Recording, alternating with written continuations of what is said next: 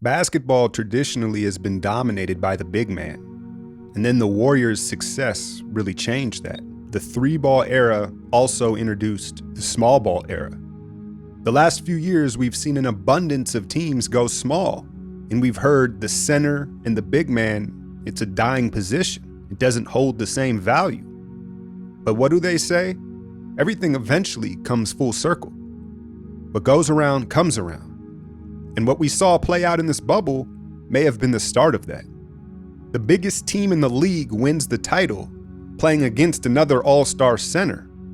Oh, they crushed the small ball Rockets along the way, and the Joker dismantled the would-be favorites in their small ball lineup.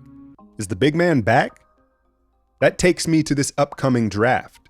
Seeing the landscape of the league now, are there teams that are going to try to jump up in the draft, not for LaMelo Ball, but for the 7-footer James Wiseman?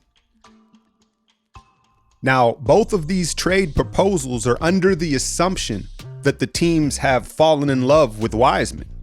And let me tell you why that's possible.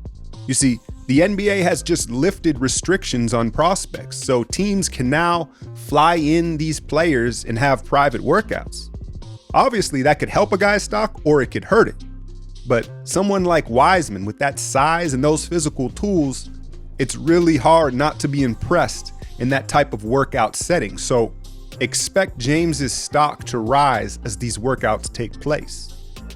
So who may have not just the want, but the assets to move up? I mean, a lot of teams might want to move up. Take the Knicks, for example, but they don't necessarily have the assets to do so. So who does? The Boston Celtics. If they work out Wiseman and Ainge gives his seal of approval, I think they may have various ways to try to go get him. But here's the one I came up with. Jaylen Brown. I know, he's untouchable. But knowing Danny Ainge, is he though? So Jaylen for the number 1 pick, Jarrett, Culver, and James Johnson. James Johnson might be an expiring contract, but Culver fits what Boston likes to do. His shot is definitely suspect, I'm not gonna lie to you, but at the very least, he's a big, versatile defender, still on a rookie deal, and he plays with an edge that we know Boston likes. After taking Wiseman 1, they would still have 3 first-round picks to either flip for a proven wing or draft one that they like. Now, you could say, well, why don't they just use the picks to get a big and keep Jaylen? True. But we know Ainge is a big game hunter. And if he thinks Wiseman is big game, is it really out of the realm of possibility? I know Wiseman is very unproven, but go back and look at my breakdown of it. Sometimes what's understood doesn't have to be explained. That's the line I used in the intro of the video.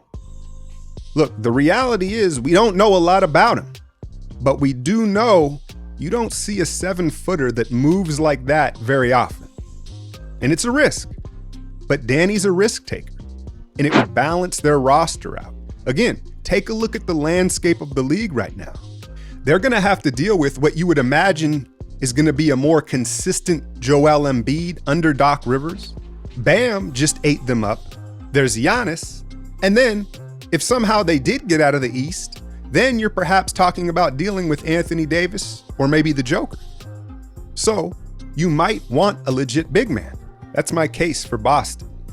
Minnesota, I think they do this without batting an eye. And they would now sit with a core of Karl Anthony Towns, D'Lo, and Jaylen Brown.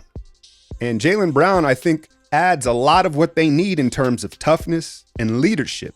And then all 3 of their core would be on the same timetable as far as their career projecting out. Do me a favor and subscribe to that boy Alchemy, the rudest in the game. The Denver Nuggets. So close, why mess with anything? Well, just like Boston, to get over the top. First, let me point out that Paul Millsap and Mason Plumlee are unrestricted free agents. And they're both low-key very important to what Denver does because they mask a lot of Jokic's liabilities defensively. But Millsap, even if they were to retain him, I mean, he's in the twilight of his career. And then Plumlee, you would imagine, is probably looking to go get paid. So here's the deal. Michael Porter Jr. and Will Barton for the first pick in James Johnson. As impressive as Porter Jr. has looked, he's not an ideal fit next to Jokic because neither one can defend their own shadow. So this would be under the assumption that they believe James Wiseman could be the perfect big man to pair with the Joker. Super athletic rim protector who looks like he'll be able to guard out in space. Not to mention the lobs between those two would be crazy, right?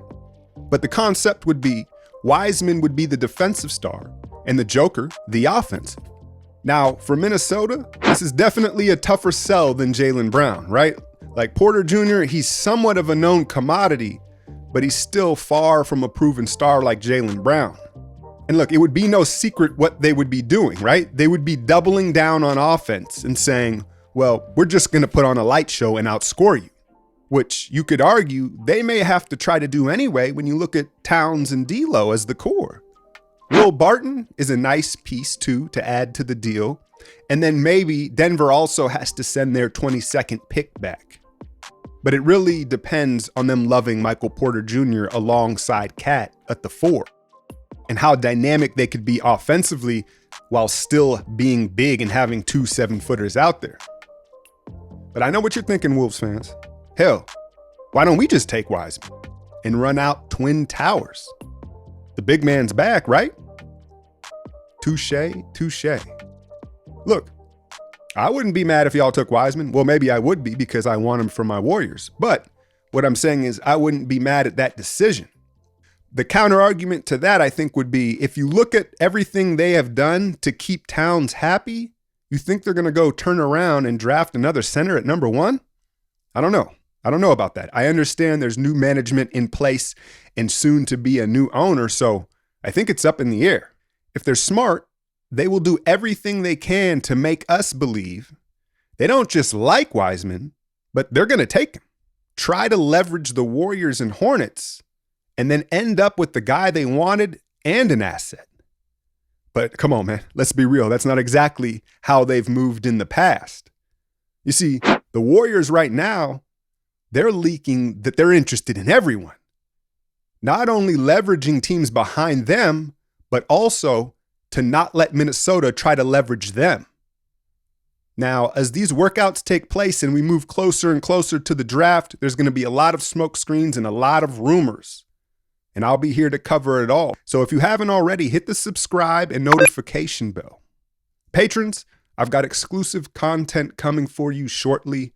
Docu-series stuff. We're going to get back into the creative bag in this offseason. Of course, detailed Warrior coverage of the young roster and all the draft stuff. I'm out, y'all.